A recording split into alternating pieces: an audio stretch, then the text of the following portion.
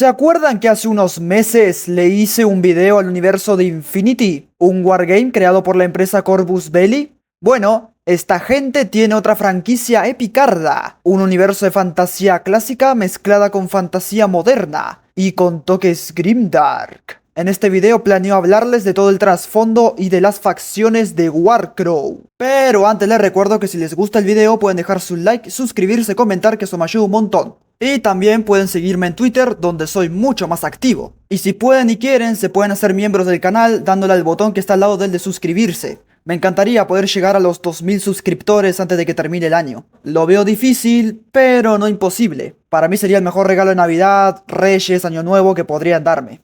Gracias.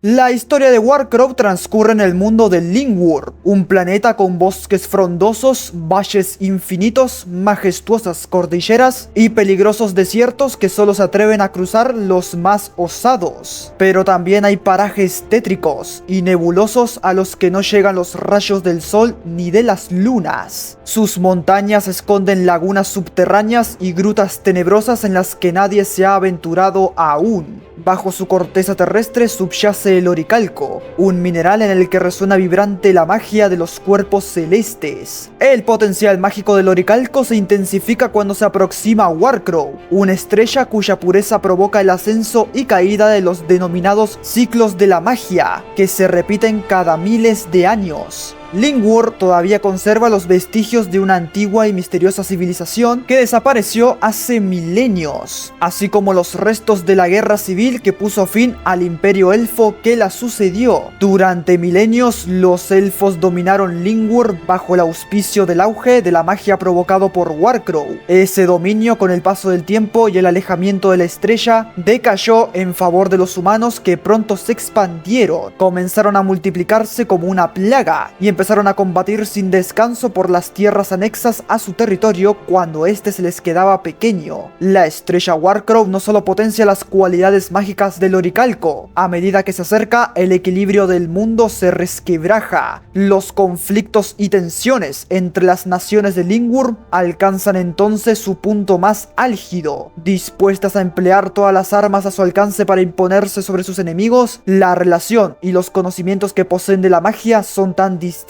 como dispares. Sin embargo, todas las naciones la utilizan para conseguir sus objetivos y ninguna de ellas se libra de sus efectos. En Lingworld hay una cosa llamada la niebla, rojiza y mortal. Ha permanecido contenida en algunas regiones como la isla de Asail durante siglos, pero en los últimos años palpita con más intensidad que nunca y surge en los lugares más inesperados. De ella emergen seres que dejan rastros de brea y sangre allá por donde pasan, enloquecidos y deformes con una irrefrenable ansia de matar. Las fuerzas siniestras que acechan desde su interior arrebatan la vida a los incautos que la atraviesan, o a aquellos que se aproximan allá donde terminan sus brumas. Y cuando avanza voraz y sigilosa sobre una localidad y luego se retira, a su paso no queda nada más que un pueblo fantasma sin el menor atisbo de vida. En el lore oficial no hay una cronología al completo, sino más bien unas cuantas fechas importantes que te explican, muy por encima, qué pasó en ese tiempo. En el año 3750 ocurrió la caída del imperio élfico. El imperio de Gae Asail cae a causa de la guerra civil que enfrenta a los elfos del fulgor y a los mente oscura. Tras la última batalla, la mayoría de los supervivientes se instalan en el Gran Bosque, el resto parte a otras regiones de Lingworld. En el año 3874 ocurrió el Tratado de la Caldera. Audoward el Grande, primer rey de la nación llamada Feudon, y Liuba, primera gran monarca de Mount Haven, que es una nación enana, firman el Tratado de la Caldera, un acuerdo de paz y colaboración entre ambos reinos para defender sus territorios fronterizos, que sigue vigente hasta el día de hoy. Año 4814, la pérdida de Osmarcos. Osmarcos, ducado de Feudon, es anexionado por otra facción llamada la Hegemonía de Emberside, tras la muerte en extrañas circunstancias del duque Hughes Gaumont. Su título pasa a manos de su yerno Uthador, sobrino de la hegemón Erzsébet Banjadi, quien convierte el territorio en una provincia hegemónica. Año 4844, la anexión de Cumbres Quebradas. La hegemonía de Embersike se anexiona a la cordillera de las Cumbres Quebradas de Mount Haven, tras el sangriento alzamiento de los rebeldes de la revuelta de las Barbas Cortadas. Año 4845, la expansión de la niebla. El gran bosque de los Sienan, que permaneció protegido de los efectos de la niebla, presenta ahora brechas en lugares inesperados, donde es frecuente encontrar el rastro de algún ser que emerge de las brumas con restos de brea cubriendo su cuerpo deforme. Y por último, en el año 4850 ocurrió la invasión de Grijotkar. Las hordas devastadoras de las tribus del norte invaden las tierras costeras de Grijotkar, tras arrebatárselas a los enanos de Mount Haven. Ambas facciones sellan el acuerdo del Torques y la Tiara, un tratado comercial de paz que prevalece entre tensas relaciones. Ahora pasaré a hablar de sus facciones, o mejor dicho, naciones. Empecemos con la hegemonía de Embersike, un imperio joven, dinámico, diverso y expansionista, armada con el puño de hierro que representa su Legión Negra, el ejército más poderoso y mejor entrenado del mundo. Envuelto en el guante de seda que le proporciona sus hábiles diplomáticos y espías, ha crecido hasta convertirse en una potencia sin parangón. Descendientes de las 7 tribus de jinetes Magar que llegaron desde la Bahía de los Caballos, los antiguos reinos que acabaron uniéndose en lo que hoy en día es la hegemonía de Embersike, han demostrado la prosperidad que emana de una voluntad férrea y un deseo de unidad. De hecho, la palabra Embersike describe en la lengua Magar el concepto todas las personas, que no engloba solo a los humanos, sino también a los elfos y a los enanos. Así, la hegemonía es un crisol abrasador que sintetiza lo mejor de cada cultura. Los enanos Gents, descendientes de humildes viajeros despreciados por sus congéneres, son ingenieros, banqueros, artesanos y gestores. Los elfos Aestaris, que se enfrentaron con estoicidad a una vida rigurosa para proteger la sabiduría de su pueblo, son ahora eruditos, magos, maestros y consejeros. Y los humanos, los menos longevos y más numerosos, observados con desdén por los imperios de antaño, son los que mantienen unida a la hegemonía. Sin embargo, la hegemonía tiene muchos enemigos y, a pesar del poder de sus ejércitos, debe defender un territorio enorme. En las provincias más recientemente incorporadas, rebeldes aferrados al pasado y financiados por naciones rivales, libran una fútil guerra de guerrillas que ha de ser contenida a un alto precio. Por su parte, los diplomáticos de la hegemonía deben luchar con uñas y dientes para mantener vivo el respeto de sus vecinos. Su rival tradicional ha sido siempre la nación humana de Feudon. Ambas potencias se han enfrentado en numerosas ocasiones a lo largo de la historia. En la actualidad, las relaciones entre la hegemonía y Feudon son muy tensas. Aún más hostil es la relación con el reino de Mount Haven, ya que después de la revuelta de las Barbas Cortadas, las Cumbres Quebradas pasaron a ser parte de la hegemonía, y los enanos de Mount Haven ni olvidan ni perdonan. La hegemonía también debe enfrentarse a la llegada de las tribus del norte, que han ocupado Grijotkar, usando la zona como base de operaciones para invadir los territorios de la hegemonía desde el norte. Además, hay personas poderosas dentro de la hegemonía que consideran que el dominio de esta nación sobre Lindwurm es indisputable y en lugar de contribuir a fortalecerla y protegerla, se dedican a conspirar para obtener poder material. Militares de alto rango, nobles, señores gremiales, comerciantes y banqueros son solo algunos de los que ponen su beneficio personal por delante de la hegemonía de Embersike. Su líder actual, Gabor Banjadi, es demasiado joven y es importante proteger su trono hasta que alcance la madurez que le permita defenderse a sí mismo y convertirse en el gobernante que está destinado a ser. Pero algunos, especialmente los veteranos de la Legión Negra y los funcionarios de más edad, ambos productos de una época anterior, piensan que estos retos son una magnífica oportunidad para la hegemonía. Para ellos, el mayor enemigo del sueño de Embersike es su propio éxito y la complacencia que trae consigo. Los Aestaris han asumido ciertos roles cruciales para la hegemonía de Embersike y conforman una parte indispensable de su sociedad. En reconocimiento a su experiencia como maestros y sabios, todas las instituciones educativas oficiales deben tener al menos un elfo entre su personal. Esto incluye desde los licios, reservados a los hijos de las familias más pudientes, hasta las academias militares. Solo las escuelas gremiales y las academias de comercio de los Gents son una excepción a esta norma. Pero, a pesar de la voluntad de los Aestaris de compartir su conocimiento, parte del saber de Gaia Sail, la magia, estaría por siempre reservada exclusivamente a los elfos. cualquier institución en la que se enseñe esta disciplina, entre las que destaca el Colegio de la Magia de Arkadacha, cuya entrada está vedada a quienes no son Aestaris. Hay voces que abogan por que se permita la matrícula de los humanos con cualidades prometedoras en estos centros, pero por el momento son excepciones. Recientemente, gracias al aumento del poder de la magia, los Aestaris están empezando a asumir también otros roles. Por ejemplo, los mensajes realmente importantes o urgentes son transmitidos de forma telepática, de un mago Aestari a otro, en vez de recurrir a mensajeros a caballo. Siguiente facción, las tribus del norte. Han ocupado durante siglos las tierras boreales. Los orcos fueron los primeros en hacer de aquellas vastas y gélidas extensiones de terreno su hogar. Los Varang,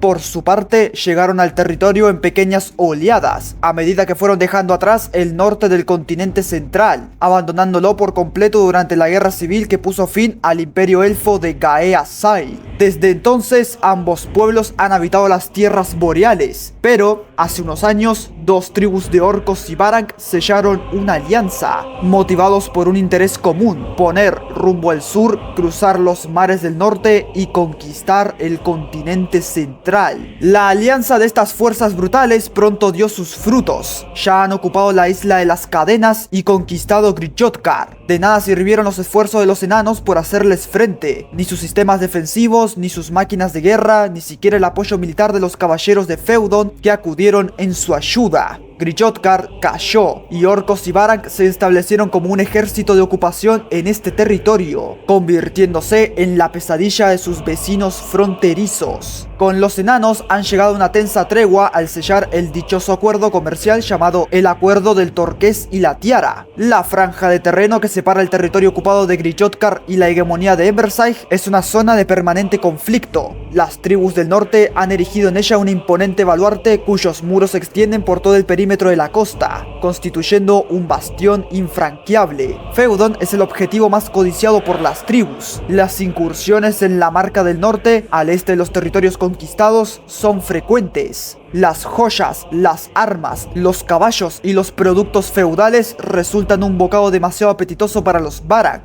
mientras que sus fértiles tierras son un paraíso para los cazadores orcos. Ahora las tribus del norte están decididas a seguir expandiéndose por el territorio, saqueando todo a su paso. Este es el momento que llevan aguardando durante generaciones, y están sobradamente preparadas para salir victoriosas de todas las escaramuzas, refriegas y batallas que sean necesarias para ello. Por ese motivo, ni a orcos ni a Varang les quita el sueño quiénes serán los enemigos que les harán frente. Los Varang, tenaces, sanguinarios y enérgicos, presumen de una base que los hace únicos: su tótem. Estos guerreros ven algunas de sus cualidades incrementadas por el espíritu del animal que reside en su interior, al que son capaces de despertar por medio de sus tatuajes y sus pinturas de guerra. Los más poderosos y agresivos son los cambiaformas. Estos, transformados en los más peligrosos depredadores de Lingwur, matan al enemigo de una manera tan despiadada como violenta. Pocas posibilidades hay de salir vivo de uno de estos enfrentamientos, y si deciden dejarte con vida, tu suerte puede ser todavía peor, pues los Varang tienen por costumbre esclavizar a sus prisioneros. Además, el poder de los evocadores, sabios orcos capaces de invocar troles de rocas para machacar sin piedad a los enemigos o contactar con sus vidas pasadas para invocar su poder, incrementa todavía más la letalidad de unas tropas que no conocen la derrota. Sus incursiones siembran el terror allá por donde pasan. Después de saquear su objetivo o arrasar a sus enemigos, al retirarse solo quedan miembros cortados a tajos, heridas abiertas, vísceras esparcidas y cuerpos arrojados en las cunetas bañados en charcos de sangre. Siguiente nación. El Gran Bosque es el territorio en el que habitan los Sienan, sus protectores y guardianes. Este vínculo que los une hunde sus raíces en la caída del antiguo imperio elfo de Gaea-Sail, cuando gran parte de los elfos del ejército del Fulgor, vencedores de la guerra civil contra las fuerzas imperiales, se instalaron en este mágico lugar. Con el tiempo, estos elfos, conocidos desde entonces como los Sienan, se fueron adaptando por completo a un medio tan hermoso como hostil, dando lugar a una sociedad igualitaria, profusa en tradiciones en torno a los árboles siena y experta en tácticas de guerrilla y hostigamiento para la defensa de su hábitat y su forma de vida. Cada día, la presión sobre las lindes del Gran Bosque se incrementa. Las tropas de Feudon empujan, deseosas de servirse de las cualidades únicas de la madera de sus árboles para fabricar armas, obsesionadas también por hallar las reliquias de sus diosas lunares, objetos que, en realidad, proceden de tiempos de Gaea Sail o de una civilización todavía más antigua. Por su parte, la hegemonía de Embersige anhela ocupar el gran bosque y desvelar los secretos que encierran sus tupidas y misteriosas arboledas. En cuanto a Moonhaven, si por los enanos fuera, el gran bosque únicamente sería una gran mina a cielo abierto. Además, las tribus del norte han regresado al continente desde las tierras boreales. Por si todo eso no fuera suficiente, el gran bosque, que había permanecido protegido e inalterable ante la presencia de la tenebrosa niebla, ha comenzado a presentar brecha en lugares como el bosque sin retorno, señal inequívoca de que sus defensas comienzan a debilitarse, lo cual ha provocado diversos enfrentamientos contra terroríficas criaturas salidas de dicha niebla. No todos los Sienan interpretan estas señales del mismo modo. Hay quien minimiza la importancia de estos hechos como si constituyeran acontecimientos naturales en relación al ascenso del ciclo de la magia. Otros prefieren no pensar en ello, como si hacerlo fuera a empeorar la situación. Pero no son pocos los que intuyen la presencia de los Mente Oscura tras estos lúgubres acontecimientos.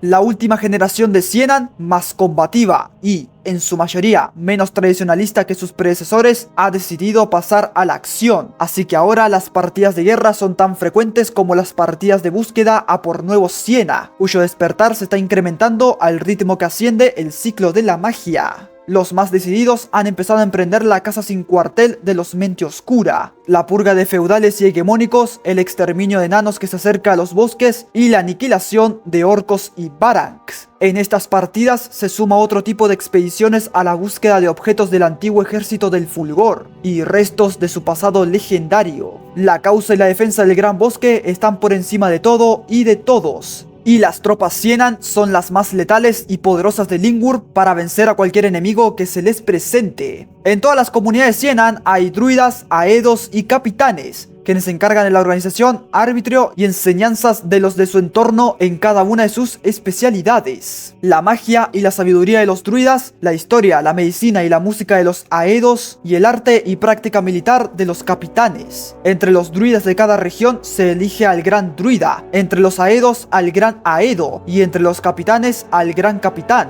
Los tres constituyen así un triunvirato para gobernar el linaje y región a la que pertenecen, y convocar los consejos asamblearios que se celebran en ella. Además, el gran bosque dispone de portales de luz dispuestos por todo su territorio, de manera que comunican las regiones convirtiéndolo en un lugar único. Estos accesos que permiten desplazarse con rapidez y acceder a lugares que, de otra forma, serían inaccesibles, solo pueden ser activados por aedos y druidas, los Sisdana. Por ese motivo, siempre hay algunos de ellos formando parte de expediciones y partidas, acompañando a aquellos que necesitan atravesarlo. Cuando el resto de Sienan desea utilizar alguno de estos accesos para moverse, han de ir acompañados por algún druida o aedo que les facilite el paso. Pero, de unos años a esta parte, algunos han conseguido lo que hace siglos no se veía: abrir portales donde no los hay. Sin embargo, no todos los portales del Gran Bosque funcionan. Los hay que quedaron inutilizados tras la caída del Imperio Elfo. Otros aparecen y desaparecen a su antojo, y quien osa cruzarlos no sabe a dónde lo conducirán. Y hay uno en concreto, conocido como el Agujero Ciego, que los Sienan tienen prohibido atravesar, pues es un acceso directo a la tenebrosa niebla. A los Sienan les gusta referirse a sus milicias como las tropas boscosas o las huestes del bosque, unas expresiones similares que aglutinan a todos ellos sin hacer referencia ni a una institución independiente ni a altos mandatarios. Las denominaciones concretas se reservan para las distintas unidades en las que se distribuyen, determinadas por las habilidades y especialidades que las caracterizan al presentar batalla. Flexibles, ágiles, independientes y dotados de una gran capacidad de improvisación, sus tácticas irregulares y su excelente adaptación al medio provocan que en los entornos boscosos sean imbatibles. Una incursión Sienan es repentina, letal y extremadamente precisa.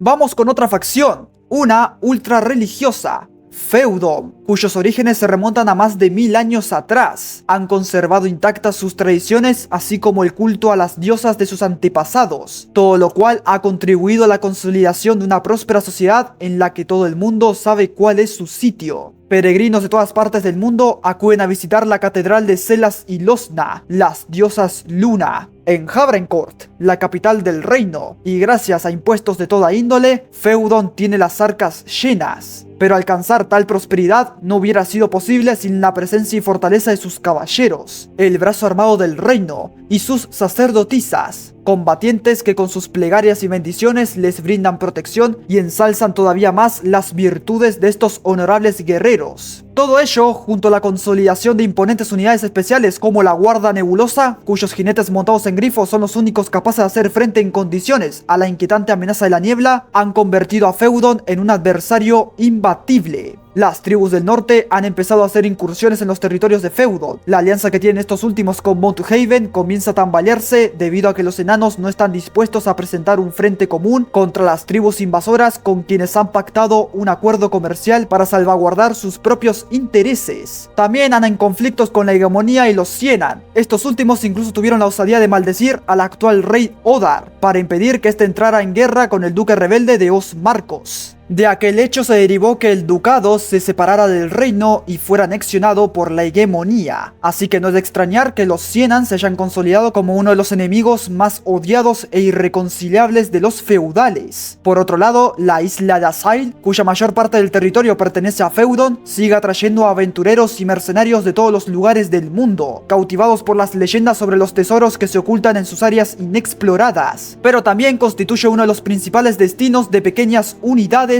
y grupos de élite de otras naciones que pretenden localizar y atesorar reliquias y objetos sagrados. Sin embargo, a pesar de las amenazas del exterior y de que en los entresijos de la corte se está gestando un conflicto de poder entre el Sempiternus, máximo representante de la iglesia, y el rey, nada detendrá a los caballeros y sacerdotisas de Feudon para derrotar a todos sus enemigos, defender al reino y ocupar el puesto que se merecen. Ninguno de ellos cesará en su misión para rescatar todas las reliquias de las diosas Luna, hacer cumplir las leyes que mantienen cohesionado al reino, contener los ataques y embestidas de la niebla y proteger sus tierras de los engendros y enemigos que ahora los acosan. Feudon es la segunda potencia de Lingwur, solo por detrás de la hegemonía de Embersag. Este joven imperio observa con desesperación cómo los feudales incrementan su poder, favorecidos por salmos, bendiciones y plegarias, aunque para los hegemónicos no sean otra cosa sino magia. Feudon no posee un ejército como el que sí ostentan otras naciones e imperios como la hegemonía. Los soldados de Feudon están motivados por la fortaleza y el reconocimiento moral de su fe y de su honor. Pero lo que más caracteriza a las tropas feudales, como mencioné antes, son sus caballeros y sus sacerdotisas, las cuales constituyen un apoyo fundamental a la hora de conducirlos a la victoria. De hecho, estas mujeres suelen ser el principal objetivo de sus enemigos cuando las detectan en el campo de batalla, pues actúan como las más infranqueables de las defensas de las tropas a las que acompañan. Sin embargo, solo las elegidas por la diosa Selas, a través de un acto ancestral, pueden alcanzar la categoría de sacerdotisas tras años de preparación y estudio. Asimismo, solo una de cada 100 individuos de sangre noble es capaz de ostentar el honor de ser aceptado en una orden de caballería. Tal condición hay que ganársela. Únicamente entonces se celebra una solemne ceremonia de investidura, en la que, con la espada desenvainada ante su superior, el aspirante pronuncia su triple juramento. Ahora veamos a mi facción favorita, perseguidos hasta el exterminio casi absoluto y víctimas de una narrativa que ha pervertido su legado. Los vástagos de Yaldabaoth son todo lo que queda de los legítimos gobernantes del antiguo imperio elfo de Gae Asail. Estos elfos han asumido el apodo de los Mente Oscura y son, por encima de todo, supervivientes. Llevan más de 1000 años ocultándose, borrando sus rastros y esperando la oportunidad para volver a mostrarse ante el mundo y reclamar lo que es suyo por derecho propio. Los progenitores, líderes de los vástagos de Yaldabaoth, son magos de gran habilidad y algunos de ellos alcanzan un dominio de las artes arcanas tal que no es de extrañar que se consideren a sí mismos dioses. De todos los habitantes de Lingwur, los elfos son quienes mejor manipulan la magia de forma innata y, entre ellos, los Mente Oscura son los únicos que la abrazan por completo solo sin miedo alguno. Gracias a esta maestría arcana pueden crear monstruos y quebrar la barrera aparentemente infranqueable entre la vida y la muerte. Los vástagos de Yaldabaoth están repartidos por el mundo, viven ocultos y alejados los unos de los otros para que el asesinato o la captura de uno de ellos no haga peligrar al gran plan de Yaldabaoth, su padre-madre, el arquitecto de la carne. Pero a pesar de esta diáspora, los progenitores no están solos. Alrededor de cada uno de ellos se forma un pequeño grupo heterogéneo. Estas familias están compuestas por personas desafectadas en busca de un sentido en sus vidas, difuntos que caminan de nuevo y seres salidos de la niebla que empiezan a extenderse por el mundo. Son bandas que luchan por la liberación de las mentes, apóstoles de un mensaje que los grandes poderes intentan censurar, y soldados fanáticos que darán gustosos su vida para alcanzar los planes del elfo que les lidera. Los humanos que acompañan a los Mente Oscura son antiguos ciudadanos de Feudon, de la hegemonía de Emberside o de la alianza de mercaderes, que han decidido abandonar la sociedad injusta en la que vivían para luchar por su lugar en el mundo. La misión de los vástagos de Yaldabaoth puede parecer imposible, pero cada día que pasa está más cerca de cumplirse, pues su padre-madre les apoya y guía, ejecutando un plan infalible. El hálito del arquitecto es el nombre que los Mente Oscura dan a la niebla que antes ocultaba las ruinas de Gaea Sai y ahora se manifiesta en lugares de poder por todo el mundo. Los vástagos se cobijan en estas brumas y atesoran sus fuerzas, emergiendo para atacar cuando la victoria es segura y retirándose de nuevo antes de que las grandes naciones de Lingwur tengan la posibilidad de movilizar sus ejércitos. Ningún lugar está fuera del alcance de los vástagos de Yaldabaoth. La primera de las dos pruebas a las que un elfo se somete antes de convertirse en progenitor es el Pozo Oscuro del Alma, un viaje al interior de su conciencia provocado por un uso prolongado de la magia sin limitaciones y el avance de la mácula tanto en su cuerpo como en su mente. Quienes llegan a este punto están preparados para enfrentarse a la segunda prueba, la palingenesia, un procedimiento mágico en el que su corazón original les es sustituido por uno completamente nuevo hecho de quitina y oricalco, creado en las forjas de carne. Dotado de este poderoso órgano, un progenitor es capaz de modificar su propio cuerpo hasta extremos impensables. Los progenitores se rodean de los siervos necesarios para ejecutar sus planes. Los humanos al servicio de un progenitor, que no han recibido ninguna modificación corporal, son llamados los intactos de forma despectiva. Estos son los más numerosos de los siervos de Yaldabaoth. Su objetivo vital es destacar ante los ojos de sus señores, y así ser elegidos para trascender a un nivel superior y convertirse en marcados. Los cuerpos de los marcados han sido modificados para ser más fuertes, ágiles y feroces, y sus sentidos han sido agudizados hasta el extremo. Unos pocos siervos humanos tienen el honor de convertirse en los terribles ungidos, la guardia personal del progenitor, combatientes brutales y casi imparables. No obstante, algunos progenitores consideran que mantener a un grupo de seguidores humanos causa más problemas de los que resuelve, por lo que deciden emplear siervos muertos vivientes. Y llegamos a la última nación. Los enanos de Mount Haven habitan en impresionantes ciudades subterráneas que cuelgan como estalactitas en el interior de vastas cavernas bajo las cordilleras de Lingwur. Solo ellos han alcanzado las cumbres más altas y las cimas más profundas de las montañas. Han recogido sus minerales más preciosos y han logrado defender un reino que, a pesar de innumerables dificultades, perdura desde los orígenes del mundo. Sus armas son la fuerza y la determinación que les otorga la devoción por sus ancestros y el plan rector que los guía. Este es un designio ancestral que se enriquece con lo aprendido generación tras generación. Por ello, los enanos han sabido adaptarse a cada una de las circunstancias en que la historia los ha colocado. Ahora todos los cronistas y pronosticadores están de acuerdo. Ha llegado el momento. Es hora de alcanzar los objetivos del plan que Mount Haven lleva milenios trazando. Por lo que ellos llaman la última guerra, ya ha empezado. Y los enanos no dudarán en tomar las armas y aplastar a aquellos que se atrevan a hacerles frente para hacerse con la victoria. Pero la conquista de los objetivos marcados por el plan rector no va a ser fácil. Por ahora están en paz con las tribus del norte debido al pacto de no agresión y el acuerdo comercial que hicieron. Pero de lo que no están a salvo es de la niebla, que se extiende como un manto bajo algunas de las ciudades subterráneas de Mount Haven. La aparición de nuevos bancos de esta bruma maldita en distintas partes del mundo ha provocado la inundación de galerías subterráneas que mantenía conectadas galerías y minas. Los enanos no han tenido más remedio que ocupar las tierras baldías o abandonadas por parte de Feudon y la hegemonía de Emberside, para incrementar el trazado de su red de caminos en el exterior, por lo que no es de extrañar que tales expropiaciones sean una fuente más de conflicto con sus vecinos. Como mencioné antes, debido al pacto que los enanos hicieron con las tribus del norte, la tensión que tienen con sus antiguos socios feudales no ha dejado de crecer. Pretenden iniciar una guerra abierta contra orcos y Barank para expulsarlos de la costa norte y demandan que los enanos luchen junto al ejército de Feudon. Ante la negativa de la monarca enana Liuwa VIII, la tensión solo aumenta. Sin embargo, el principal enemigo de Mount Haven es la hegemonía de Emberside. La razón fundamental de la animosidad son los Gents. Estos enanos renegados que habitan en la hegemonía descienden de las familias caravaneras que abandonaron el reino hace generaciones, con la intención de unirse a la incipiente nación que se convertiría en el poderoso imperio multicultural que es en la actualidad.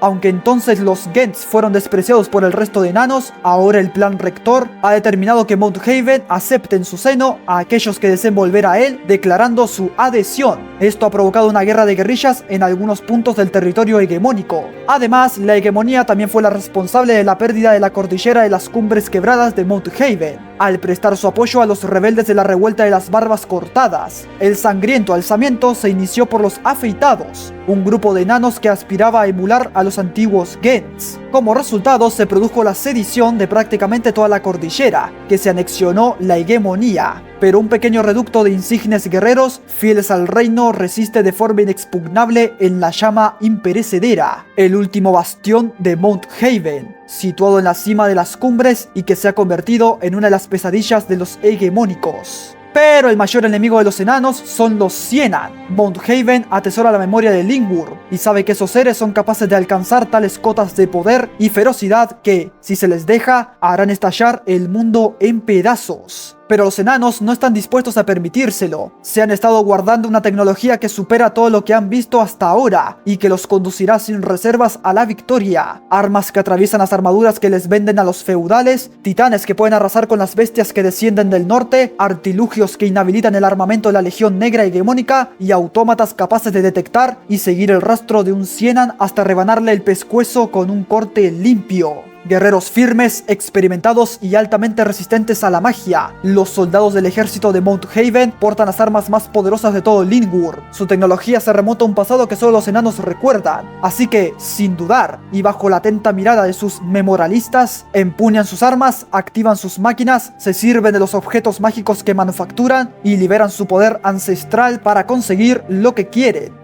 Con el inicio de la última guerra, se ha puesto en marcha la maquinaria bélica de Mount Haven. Ahora sus adversarios contemplarán la fuerza imparable de los titanes, los planes infalibles de los oráculos de guerra, la precisión de los cazacabezas o la furia imparable de los incursores, así como la voluntad de acero de los guardianes del hogar. Con tal destreza y eficacia militar, la única posibilidad de vencer a los enanos es tomarlos por sorpresa. Si el ejército de Mount Haven sabe que se aproxima un combate, su oponente está perdido. Corvus Belli logró hacer su propia versión de Warhammer 40.000 y de Fantasy. Al igual que Infinity, Warcrow tiene mucho potencial. Sí, tiene elementos clásicos y clichés de la fantasía, pero creo que les dieron su propia personalidad. Aún les queda mucho camino por delante y estoy seguro de que lograrán cosas increíbles.